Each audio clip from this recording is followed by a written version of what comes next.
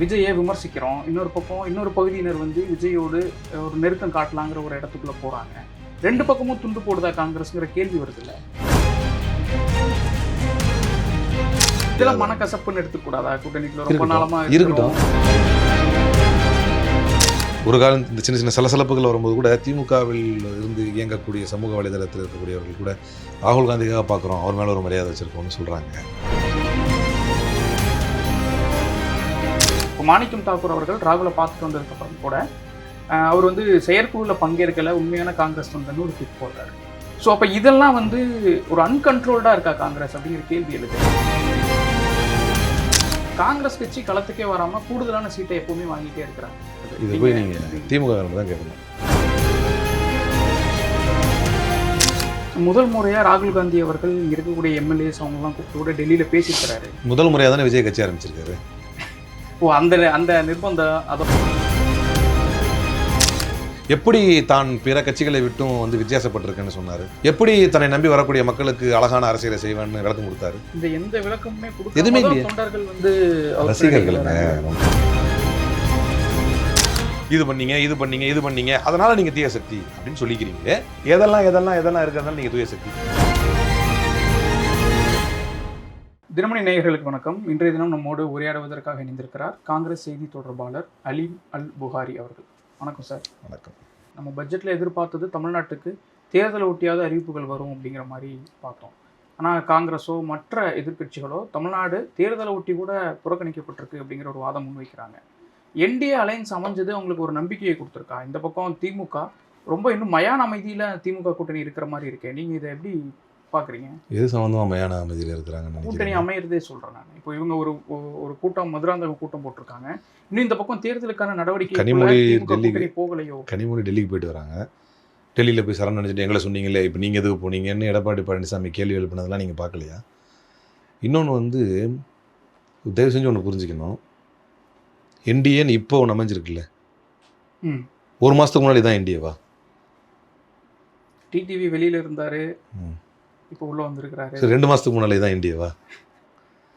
இப்போ நாங்கள் இருக்கிறோம்ல இந்தியா கூட்டணியுடைய திமுக தலைமையிலான இந்தியா கூட்டணி 10 வருஷமாக இதுதான். ஆனால் இந்த சமீப காலங்களில் சச்சரவுகள் வருது திமுக கூட்டணிக்குள்ள. எல்லாம் 5 பேரில் ஒன்றா இருக்கா? உங்களால் உறுதியாக சொல்ல முடியுமா? கூட்டணி முறிஞ்சிருச்சுன்ற வார்த்தையை பயன்படுத்த முடியுமா? இல்லை.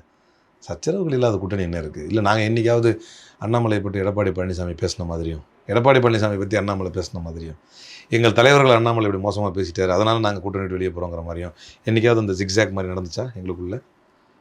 இது வந்து மற்ற தலைவர்கள் பேசினார்கள், வாஸ்தவம் தான். என்ன பேசினார்கள்? பங்கு வேணும், நிறைய சீட்டு வேணும். இது ஒவ்வொரு கட்சிக்காரருக்கும் இருக்கக்கூடிய ஒரு எண்ணங்கள். அதை வெளிப்படுத்தும் விதத்தில் கொஞ்சம் கூட குறைய இருந்திருக்கலாம். மற்றபடி கூட்டணி தெளிவாக இருக்குது, அழகாக இருக்குது, வெற்றி நோக்கி உறுதியாக இருக்குது.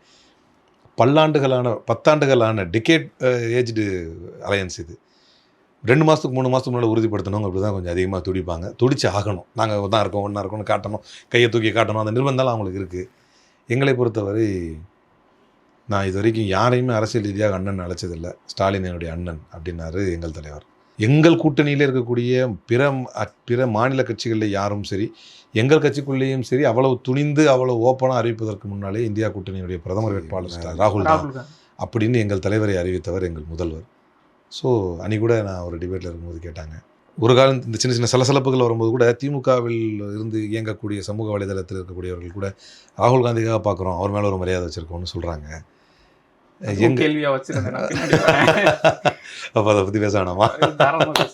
அப்போ எங்கள் எம்பி ஜோதிமணி அவர்கள் வந்து சொன்னாங்க, அண்ணன் ஸ்டாலின் அவர்களுக்காக தான் பார்க்குறோம். ஸோ எங்களுக்கு அவர்கள் தலைவர் மீதும் அவர்களுக்கு எங்கள் தலைவர் மீதும் ஒரு அசைக்க முடியாது. இதெல்லாம் மனக்கசப்புன்னு எடுத்துக்கூடாதா? கூட்டணிக்குள்ள ரொம்ப நாளமாக இருக்கட்டும்.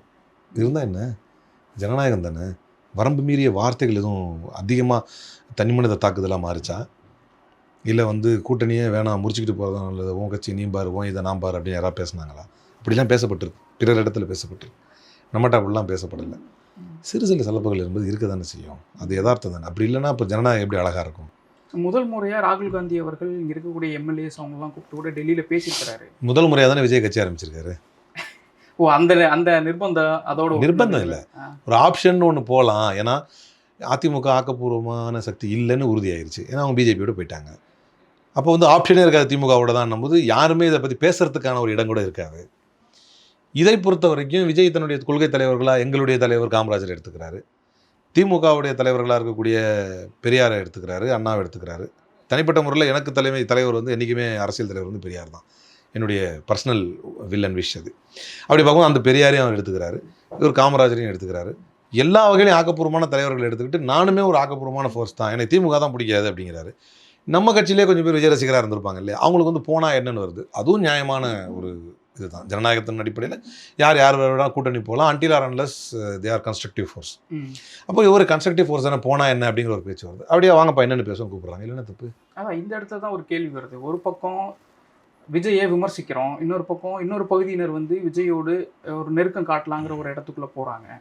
ரெண்டு பக்கமும் துண்டு போடுதா காங்கிரஸ்ங்கிற கேள்வி வருது இல்லை? விமர்சனம் எதெல்லாம் விமர்சித்தோம் சொல்லுங்கள், எந்தெந்த பாயிண்ட்டில் விமர்சித்தோம்? கரூர் சம்பவங்கள்லாம் ரொம்ப நீங்கள் ஒரு நடுநிலையான நபராக விமர்சிப்பீங்களா, விமர்சிக்க மாட்டீங்களா?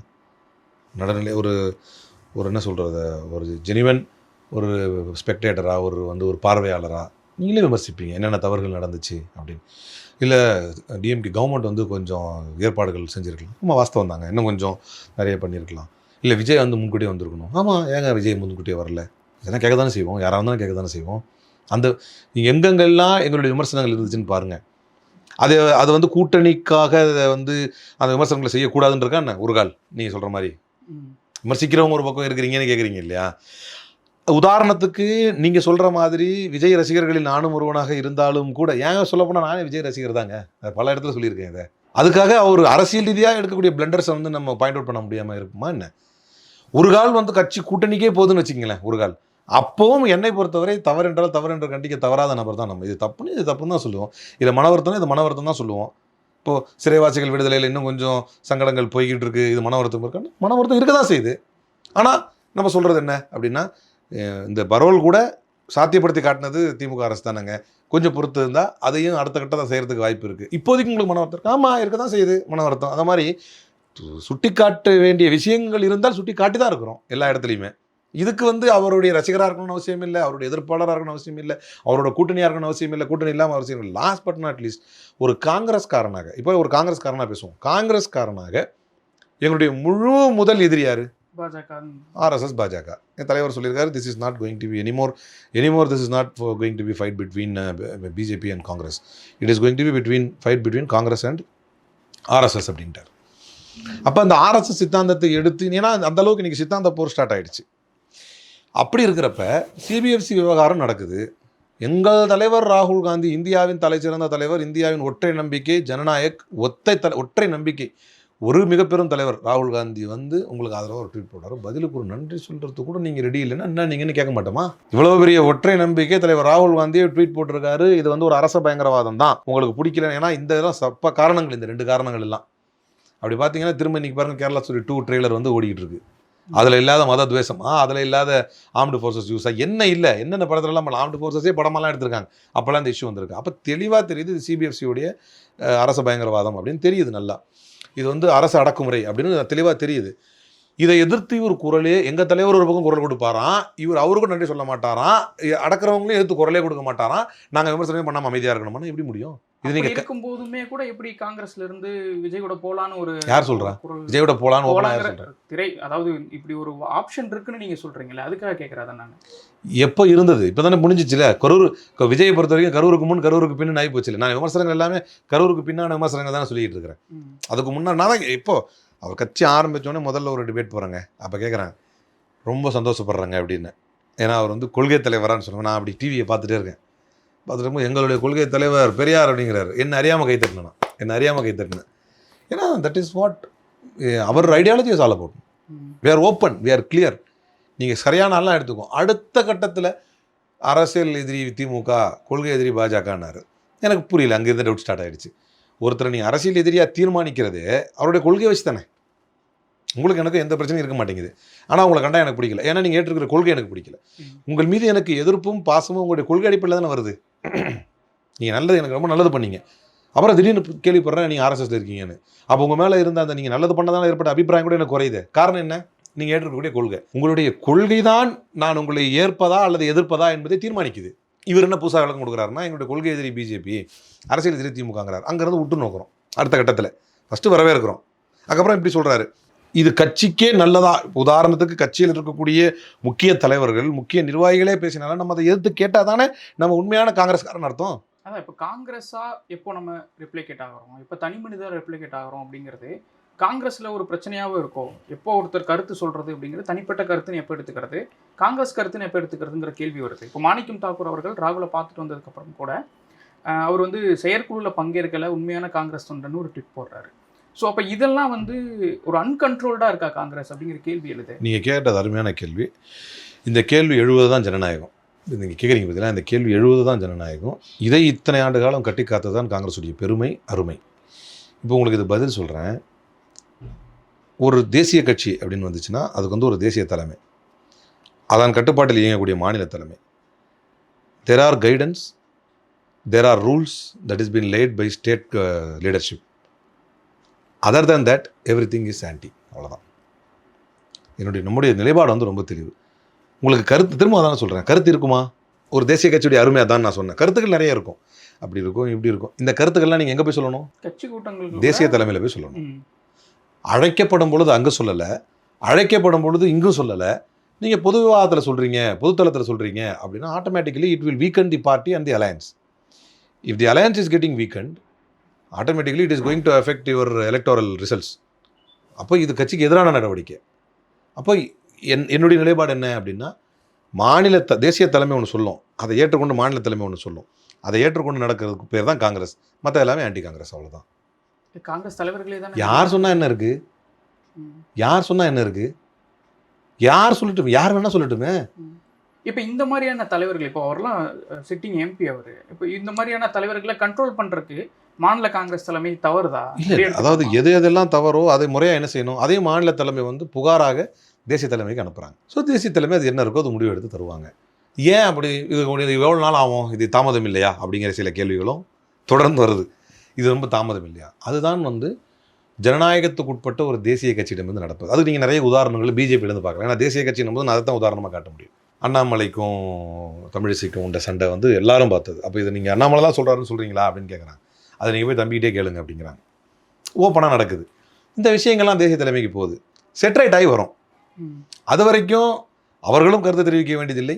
அவர்கள் இப்படி சொல்கிறாங்களே, நீங்கள் கருத்து சொல்லுங்கள் அப்படின்னு நம்ம சொல்கிறோம் அப்படின்னா அந்த கருத்து வந்து எக்ஸாஜரேட் செய்யப்பட்டோ அல்லது வந்து ஒட்டி வெட்டப்பட்டோ அல்லது அதுக்கு வந்து பூச்சிகள் செய்யப்பட்டு தவறான வகையில் அங்கே போய் சேர்ந்து அது வந்து கட்சிக்குள்ளே இருக்கக்கூடிய குழப்பம் மாதிரி வந்து விடக்கூடாது என்பதற்கு தான் தூய காங்கிரஸ்காரர்கள் எல்லாருமே வந்து நாவை கட்டுப்படுத்திக்கிட்டு, நாவன்மை மிக்கவர்களாக இருந்தாலும் நாவை கட்டுப்படுத்திட்டு இருக்கிறதுக்கு காரணம், இதன் மூலமாக கட்சியோ கட்சியினுடைய கூட்டணிக்கோ கூட்டணியின் மூலமாக வரப்பெறக்கூடிய ஆட்சிக்கோ எந்த விதத்துலையும் ஆபத்து வந்துடக்கூடாதுங்கிறதுக்காக கரெக்டாக.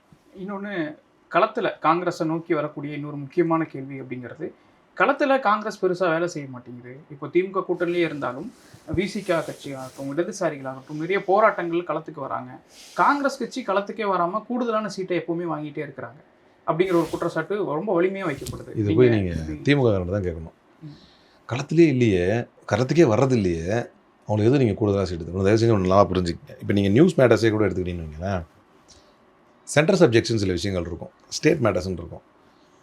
யூடியூப் இன்டர்வியூஸு, யூடியூப் அதை கவர் பண்ணுறது, இதெல்லாம் கூட எடுத்துக்கிட்டிங்கன்னா அதிகமாக ஸ்டேட் மேட்டர்ஸ் என்னமோ அதை தான் கவர் பண்ணுவாங்க. நாங்கள் போராடாத விஷயமே இல்லை. உதாரணத்துக்கு உங்களுக்கு இது தெரியுமா, அனைத்து எஸ்பிஐ அலுவலகங்களையும் பூட்டு போடும் போராட்டத்தை நாங்கள் நடத்தணும். எலக்டோரல் பாண்ட்ஸ் ரிசல்ட் வந்தப்போ தமிழ்நாடு முழுக்க நடத்தணும். செய்திகள் வராது. தமிழ்நாடு முழுக்க நான் வந்து செங்குன்றத்தில் இருக்கக்கூடிய எஸ்பிஐ பேங்க் வாசலில் வந்து அதை பூட்டு போடும் போராட்டத்தில் கலந்துக்கிட்டோம். ஏன்னா அந்த எலக்டோரல் பாண்ட்ஸில் எஸ்பிஐ வந்து அதோடைய விவரங்களை வெளியிடணும்னு சொன்னாங்க, வெளியிடல. அப்போ பண்ணோம். அனைத்து ஒன்றிய அரசினுடைய அலுவலகங்களும் முற்றுகையிடணும் அப்படின்னு சொல்லி தேர்தல் ஆணையத்தை கண்டித்து ஓட்சோரி என்பது பண்ணோம். நான் வந்து திருச்சியில் சாலை மறியல் செய்து நான் எங்களுடைய இளைஞர் காங்கிரஸ் தலைவர் உட்பட இளைஞர் காங்கிரஸ் அத்தனை நிர்வாகிகளும் செயற்குழு முடிஞ்ச உடனே கைது செய்யப்பட்டு 9 மணி வரைக்கும் மண்டபத்தில் வைக்கப்பட்டோம். எஃப்ஐஆர்னாங்க, சில இடத்துல ரிமாண்டுனாங்க, அப்புறம் விட்டுருவாங்கன்னாங்க. மழை பெய்யுது, கைது செய்யப்பட்டு. அந்த செய்தியாவது உங்களுக்கு தெரியுமா? இது வந்து நாங்கள் டைரெக்டாக ஈடுபட்ட ஆர்ப்பாட்டங்களை சொல்கிறேன். திமுக தரப்புல இருந்து வைக்கிறாங்க. நான் என்ன சொல்கிறேன்னா, இரு தரப்பிலும் லூஸ் மவுத் இருக்கும். இதை பற்றி முதல்வரும் ரொம்ப வேதனைப்படுறாரு, இதை பற்றி தேசிய தலைமையும் ரொம்ப வேதனைப்படுது. அதையே நம்ம கிரிட்டிசைஸ் பண்ணி திரும்ப அதை சுரஞ்சு விடுவானே. அவர்களுக்கு அட்வைஸ் பண்ணுற வேலையை தான் நான் பார்க்குறேன். நீங்கள் 2 தரப்பும் பேசினால், அதாவது முதல் தடவையாக விவாத களங்களில் வலதுசாரி சக்திகள் காங்கிரஸ் எல்லாம் திமுக ஜெயிக்க முடியுமா அப்படின்னு கேட்குறப்ப எனக்கு சிரிப்பு வருது. இது வரைக்கும் காங்கிரஸ் ஒன்றும் இல்லை, இது வரைக்கும் காங்கிரஸுக்கு பலமே இல்லை அப்படின்னு சொன்னவங்க. அப்போ இதுலேருந்து என்ன நம்ம விளங்கிக்கிறோம்? நாம் 2 பேர் ஒன்றிணைந்து இருப்பது பாசிச சக்திகளுக்கு எரிச்சலை கொடுக்கிறது என்று சொன்னால், நம்முடைய ஒற்றுமையையும் நாம் பலமாக இருக்கிறோம் என்பதையும் மீண்டும் ஒரு முறை பறைசாட்ட வேண்டியது நம்முடைய கடமையை தவிர, ஏதாவது ஒரு இடத்துல கூட சின்னதாக நமக்கு மத்தியில் பிணக்கு இருப்பதாக காட்டுவது அவர்களுக்கு பலத்தை கொடுக்கும் அப்படின்னு புரிஞ்சிருக்கிற நம்ம தேவையில்லாமல் எதுக்கு பேசணும்? இது கட்சியுடைய சிறப்பு, கட்சி எப்படி கேவலமாக பேசிட்டானே, இதெல்லாம் எனக்கு தேர்தல் அல்லாத நேரத்தை தான் நான் கட்சியை வளர்க்குறத பற்றியே பேசணும். தேர்தல் நேரங்களில் தேர்தல் முடிவை வலுப்பெற வைக்கக்கூடிய, தேர்தல் முடிவை நம்முடைய கட்சிக்கு சாதகமாக ஆக்கக்கூடிய, தேர்தல் முடிவை நம்முடைய பிரதிநிதித்துவத்தை அதிகப்படுத்தக்கூடிய, தேர்தல் முடிவை நாம் சார்ந்திருக்கக்கூடிய கூட்டணியை வலுப்பெறக்கூடிய, தேர்தல் முடிவின் மூலமாக நாம் எந்த கூட்டணி இருக்கிறோமோ அந்த கூட்டணி ஆட்சி அமைக்கக்கூடிய இந்த வேலையை தான் நான் பார்த்துட்டு இருக்க முடியும். இந்த நேரத்தில் காங்கிரஸ்காரனா யாரும் தெரியுமா, அது தெரியுமா, இது தெரியுமா, இது எப்போ பேசணும்னா தேர்தல்லாம் முடிஞ்சிடும். அப்போ நம்முடைய தலைவர்களை பற்றி, இதுக்கு முந்தைய காலங்களில் நம்முடைய தலைவர்களை பற்றி பேசுகிறப்பெல்லாம் இன்றைக்கி முஷ்டி முடிக்கிட்டு வர்ற யாரும் போய் களத்தில் இறங்கி ரெண்டு கவர்மெண்ட் பஸ்ஸை உடைச்சி தேச பாதுகாப்பு சட்டத்தில் கைதெல்லாம் ஆகலை. கட்சி வளர்க்கப்பட வேண்டியது அப்போது. எந்த அண்ணாமலை எடப்பாடி என்கின்ற தற்குறி என்று சொன்னாரோ அதே அண்ணாமலை அண்ணன் எடப்பாடி பழனிசாமி தலைமையில் என்டிஏ ஆட்சி அமையணும் அப்படின்னு பேச வச்சாங்க. இதுதான் பொலிட்டிக்கல் ஸ்ட்ராட்டஜி. அரசியலில் தேர்தல் நேரத்தில் நீங்கள் கட்சி வளர்ச்சியை பற்றி பேசக்கூடாது, கட்சியுடைய பிரதிநிதித்துவத்தை பற்றி பேசணும். தேர்தல் நேரத்தில் முஷ்டி முடிக்கிட்டு நிற்கக்கூடாது. இதான் கூட்டணின்னு தெரிஞ்சிருச்சா, இந்த கூட்டணி எவ்வளோ அதிகமாக வலுப்படுத்தணும், இந்த கூட்டணியை வெற்றியை நோக்கி எவ்வளோ நகர்த்தணுங்கிற பற்றி நீங்கள் பேச முடியும். அதைத்தான் நாங்கள் செய்து கொண்டிருக்கிறோம். இந்த தேர்தலில் முதல்வரே விசில் சின்னத்துக்கு தான் ஓட்டு போட போகிறாரு. அவரை கனவுல எழுப்பி சொன்னாலும் அவரே உண்மையை தான் சொல்லுவார் அப்படின்னு விஜய் இன்றைக்கு பேசியிருக்கிறார். நீங்கள் அதை எப்படி பார்க்குறீங்க? களத்தில் தாவேக்கா எல்லா வீட்லேயும், நீங்கள் ஏன் நான் வெளியில் வரலன்னு கேட்குறீங்க, எல்லா வீட்லேயும் விஜய் இருக்கிறான், வெளில வருவான் அப்படின்னு சொல்லியிருக்கிறாரு. இதை எப்படி பார்க்குறீங்க? ஃபுல்லாக கேட்டிங்களா விஜய் ஸ்பீச்சு? சார், நானும் ஃபுல்லாக கேட்டேன். ஏன்னா முக்கியத்துவமாக இருக்குதே, மக்கள் பேசுகிறாங்களே என்னென்னு கேட்டேன். ஒரு இடத்துல கூட அறிவுபூர்வமாக எதையுமே பேசலையே அவர். மீண்டும் ஒரு முறை அந்த பெரிய புக்கு ஒன்று வச்சுருந்தார் போல், அதோடைய வாசிச்சுட்டே இருந்தார். நிதானமாக பேசினார் இந்த முறை. லாஸ்ட் டைம் விட ரொம்ப உணர்ச்சிவமாக பேசாமல் நிதானமாக பேசினார், கவனித்தேன். ஏன் விஜய் வரல, வீட்டிலேருந்து விஜய் வெளியே வர மாட்டேங்கிறான்னு சொல்கிறாங்க, அவங்களுக்கு ரொம்ப ஆசை போல இருக்குது, எல்லா வீட்டிலேருந்து ஓட்டு போடும்போது வருவான் விஜய்ங்கிறார். அப்போது indirectly he's accepting the fact that he is not coming out of his house. அப்போதும் ஏன் வரலன்னு காரணம் சொல்லலையே ராஜா நீங்கள்? நான் அப்படி தான் இருப்பேன்னு சொல்ல வர்றீங்களா? அப்போது ஒரு அரசியல் தலைவருக்கான அடிப்படை தகுதியே அதுவும் குறிப்பாக இவங்க சொல்லிக்கிறாங்க, எம்ஜிஆர் ஜெயலலிதாலாம் கம்பேர் பண்ணிக்கிறாங்க. இதே அவங்க கட்சியுடைய மூத்த நிர்வாகிகள்லாம் அடிக்கடிலாம் வரக்கூடாதுங்க ஒரு ஸ்டார் அப்படிலாம் பேசுனாங்க. அதுக்கு விளக்கம்லாம் கொடுத்தாங்க, அடிக்கடி வரலாமா வரக்கூடாதுன்னு. எம்ஜிஆர் ஜெயலலிதாவெல்லாம் இவங்க பார்க்குறதில்லன்னு நினைக்கிறேன். தேர்தல் நேரத்தில், மற்ற நேரங்களில் வேறு, தேர்தல் நேரத்தில் எம்ஜிஆர் ஜெயலலிதா எப்படி இருப்பாங்கன்னு தெரியுமா? இவங்க எக்ஸாம்பிள் அவங்கள தான் எடுத்துக்கிறாங்க. இவர் சொல்கிறாரே களத்தில் கருத்து கணிப்புன்னு எடுத்தாலே நம்ம தான் கணிப்பு. அப்புறம் ஏதோ ஒன்று சொன்னார், கடுப்பு கணிப்பு ஏதோ ஒன்று சொன்னார். கடுப்பு கணிப்பில் பண்ணா சொன்னார், டப்பா இன்ஜின் எல்லாம் இதான் என்ன இதெல்லாம் வெத்து வார்த்தைகள் தானே. பிஜேபி மாதிரி. அப்போ அவர் டிசைடிங் இங்கே ஒரு ஃபேக்டராகவே அவர் இருக்க மாட்டாருன்னு சொல்ல வரீங்களா? இல்லை, என்ன வகையில் இப்போ நீங்கள் இந்த பேசுனீங்கல்ல, இப்போ உங்களுக்கு 3ஆம் ஆண்டு துவக்க விழாவில் ஆடினீங்க, அப்புறம் பேசுனீங்க, என்ன டேக்அவே இருந்துச்சு? நீங்கள் சொல்லுங்கள், என்ன டேக்அவே என்ன இருந்துச்சு? என்ன ஒரு புதுசாக சொன்னார்? என்ன இளைஞர்களுக்கு உணர்வு ஊட்டினார்? என்ன இளம் பெண்களுக்கு அறிவூட்டினார்? எப்படி தான் பிற கட்சிகளை விட்டும் வித்தியாசப்பட்டிருக்கேன்னு சொன்னார்? எப்படி தன்னை நம்பி வரக்கூடிய மக்களுக்கு அழகான அரசியலை செய்வேன்னு விளக்கம் கொடுத்தாரு? இந்த எந்த விளக்கமுமே எதுவுமே இல்லையா? தொண்டர்கள் ரசிகர்கள் நம்ம தெரிஞ்சுக்கிங்க. இன்னும் நீங்கள் அவரை தொண்டர்களாகவே அவங்கள ஏற்றுக்கலையா? அவருடைய கடைசி படம் ரிலீஸ் ஆகி முடியாத வரைக்கும் அவர் நடிகர் தானே. அவர் தேர்தலில் நின்று ஏதாவது ஒரு போட்டியை ஜெயிக்காத வரைக்கும் அவர் தலைவர் இல்லையே. அதானே உண்மை. திமுக ப்ளஸ் அண்ணா இது ஒரு புக்கு ஒன்று இருக்குது, பழைய நான் ஸ்டூடெண்ட் டைமில் படித்தது, மாணவர் பருவத்தில் படித்தது. அந்த புத்தகத்தில் சூப்பராக சொல்லியிருக்காங்க. பகுத்தறிவு கட்சியான திமுகவிலிருந்து எம்ஜிஆர் வெளியேறினார். பகுத்தறிவுக்கு எதிராக தன்னுடைய தொண்டர்களை பச்சை குத்த சொன்னார். பகுத்தறிவு கட்சியிலிருந்து வெளியேறி எம்ஜிஆர் பகுத்தறிவிலிருந்தே வந்த தன்னுடைய கட்சியில் ஆட்களுக்கு பச்சை குத்த சொன்னார். பகுத்தறிவுக்கு எதிராக ரெட்டையிலேயே குத்திருப்பாங்க, பழைய ஆளுங்கள்லாம் குத்திருப்பாங்க. ஏன் எதற்கு என்று கேட்காமல் அவர்கள் குத்தினார்கள். காரணம், திமுகவிற்கு இருந்தவர்கள் தொண்டர்கள், எம்ஜிஆருக்கு இருந்தவர்கள் ரசிகர்கள். அப்படி போதுமா விளக்கம்? உங்களுடைய முரண்பாடுகள் என்ன? நீங்கள் என்ன செய்கிறீங்க? நீங்கள் தான் 42 பேர் சாகிறாங்களா? அப்போ நீங்கள் என்ன பண்ணிகிட்டு இருந்தீங்க? நீங்கள் இறங்கி ஏர்போர்ட்டில் இதே எம்ஜிஆர் காலத்தில் நடந்திருந்து எம்ஜிஆர் இறங்கி ஏர்போர்ட்டில் நடந்து போனார்னா அது இவ்வளோ பேர் வீடியோ எடுத்து லைவில் போட மாட்டான். ஆனால் நீங்கள் என்ன ரியாக்ட் பண்ணீங்க, எப்படி நடந்தீங்க எல்லாம் பார்த்தாச்சு. இதுவே அந்த காலத்தில் எப்படி நடந்த சிபிஐ வழக்கில் போயிருந்துன்னு சொன்னால் இன்றைக்கி இருக்கிற மாதிரி லைவ் லாவோ பார் அண்ட் பெஞ்சோ எல்லாமே லாவோ இது எதுவுமே வந்து இன்றைக்கி இருக்கிற மாதிரி ஜட்மெண்ட்ஸ் நீங்கள் என்ன உதாரணத்துக்கு சீமான் நாளுங்க டக்குன்னு மேடையில் வந்து நாங்கள் எங்கே மன்னிப்பு கேட்டோம் ஒரு பேப்பரை காட்ட முடியுமான்னாங்க. சீமான் மன்னிப்பு கேட்டது எல்லாமே இன்றைக்கி அஃபிடவிட்டோடு வந்துருக்குது. எப்படி மன்னிப்பு கேட்டார், எப்படி நிபந்தனைலாம் மன்னிப்பு கேட்டாருன்னு. இதை சவடாலாம் விட்டு அந்த காலத்தில் அதெல்லாம் கிடையாது. இன்னைக்கு கதையே வேற. இன்னைக்கு உள்ள ஹை டைம் டெக்னாலஜி உள்ள நேரத்தில் வந்து நீங்கள் எதை பேசினாலும் அவர் அங்கே பேசி முடிக்கிறதுக்குள்ளே அவர் பேசுனது வந்துச்சோ இல்லையோ மேடையில் ஆடினது வந்துருச்சு. என்னடா ஆடிக்கிட்டு இருக்காரு அப்படின்னு. ஸோ இந்த எராவே வேற. இந்த எராவில் நீங்கள் அதிகமாக உங்களுக்கு அக்கௌண்டபிலிட்டி தேவை. நீங்கள் எதையுமே பேசிட்டு தப்பிச்சு போக முடியாது. சீமானுடைய அரசியல் பின்னடைவு ஒரே காரணம் என்ன? நேற்று ஒரு பேச்சு, முந்தா நேற்று ஒரு பேச்சு, இன்றைக்கி ஒரு பேச்சு, நாளைக்கு வேறு பேச போகிறான்னு எழுதி வச்சிருப்பார். அது கூட வந்துடும் இன்டர்நெட்டில். அப்போது இவர்களுடைய பின்னடைவாக இருப்பதற்கு காரணமே இன்றைக்குள்ள டெக்னாலஜி தான். இவ்வளோ பெரிய டெக்னாலஜி வச்சுக்கிட்டு நான் எம்ஜிஆர் மாதிரியே வருவேன் அப்படின்னா அது நடக்காது, அது சாத்தியப்படாது. உங்களே திமுகவுக்கு மாற்றாக நினைப்பது என்ன நியாயம் இருந்தது? இதுதான் ஒரு இடத்துல நான் கேட்டேன். நேற்று வரைக்கும் நீங்கள் என்ன பாடிக்கிட்டு இருந்தீங்க? எதை கேட்டால் சினிமாவுக்கும் அரசியலுக்கும் உங்களுக்கு வித்தியாசம் தெரியலன்னு விமர்சிக்கிறாங்க நிறைய பேர். அப்போ தீய சக்தி தூய சக்தின்னு சொல்லிக்கிறீங்களே, தீய சக்தி அப்படிங்கிறதுக்கு ஏதோ ஒன்று எடுத்து சொல்லுவீங்க. திமுகலேருந்து ட்ராக்கை இது பண்ணீங்க அதனால் நீங்கள் தீய சக்தி அப்படின்னு சொல்லிக்கிறீங்களே. ஓகே, அக்செப்ட் பண்ணிக்கலாம் உங்களுடைய வாதப்படி. நான் ஏற்கல, அது வேறு. எதையோ ஒன்று from the history you can point me out இல்லையா? இதெல்லாம் இருக்கிறதா நீங்கள் தீய சக்தி.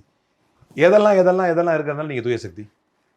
அரசியலில் நீங்கள் என்னென்னலாம் செஞ்சிட்டீங்க, நீங்கள் தூய சக்தி இருக்கணும்ல. ஒரு வருஷம் பண்ண மாட்டேன்னு ஒரு குறிப்பிட்டு சொல்கிறாரு. அப்போ இனிமே தானே அது அவங்க ஆல்ரெடி ட்ராக்ல இருக்குதுல்ல. அவங்கள தூய சக்தின்னா அட்லீஸ்ட் அவங்களாவது தூய சக்தின்னு சொல்லிட்டு போங்க. உங்களை எப்படி தூய சக்தி நீங்கள்? அப்போது நீங்கள் வைக்கக்கூடிய வாதங்கள் அதுக்கு தான் நான் கேட்டேன். எதுக்கு உங்களை தூய சக்தின்னு சொல்லிக்கிறீங்க? இது வரைக்கும் நீங்கள் பண்ண அப்படி என்ன தான் ஒரு ட்ராக் இருக்குன்னு பார்த்தா பாடி தான் இருக்கிறாரு. 10வது பாட்டில் நான் குடிக்க, அண்டாவை கொண்டா சேஸ் அடிக்க, குசி எடுக்க மாட்டேன் பார்த்தவன் கண்ணை நிமிந்து தான் பார்க்குறேன்னு சொல்கிறாரு. இதுதானே உங்களுக்கு இருக்குன்னா தாண்டைக்கு வரானு. அது வந்து திரைப்படம், அது வந்து ட்ராக் அதுதானே இருக்குது அவர்கிட்ட. இப்போ இந்த தேர்தலில் எது டிசைடிங் ஃபேக்டராக இருக்கும்னு நினைக்கிறீங்க? பிரதான பிரச்சனையாக எது இருக்கும்னு நினைக்கிறீங்க? Tamil Nadu versus NDA. அவ்வளோ உறுதியாக இருக்கீங்க நீங்கள்? வேறு என்ன இருக்குது? மக்கள் ஏதாச்சும் ஓட்டு போகிறாங்கன்னு நினைக்கிறீங்க? எடப்பாடிலாம் ஒரு ஃபேக்டரா? தமிழ்நாட்டை வஞ்சிக்கக்கூடிய அது போய் மக்கள் ரீச் ஆகிருக்குன்னு நம்புறீங்களா இல்லையா? நீங்கள் தமிழ்நாடு ஓரம் வஞ்சனை செய்யப்படுகிறது. எதுக்காக தமிழ்நாடு? இதே முதல்வர் சொல்கிறார், தமிழ்நாடு போராடும், தமிழ்நாடு வெல்லும்.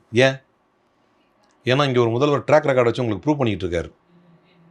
ஏன்பா ஒரே ஃபைட் பண்ணிக்கிட்டே இருக்கீங்க சென்ட்ரல் கவர்மெண்ட்டோட பற்றி? அதனால தான் அது நடக்கலை. இல்லை, in terms of economy we are emerging, we are the forefront runners. NITI Aayog வருது, we are the forefront runners.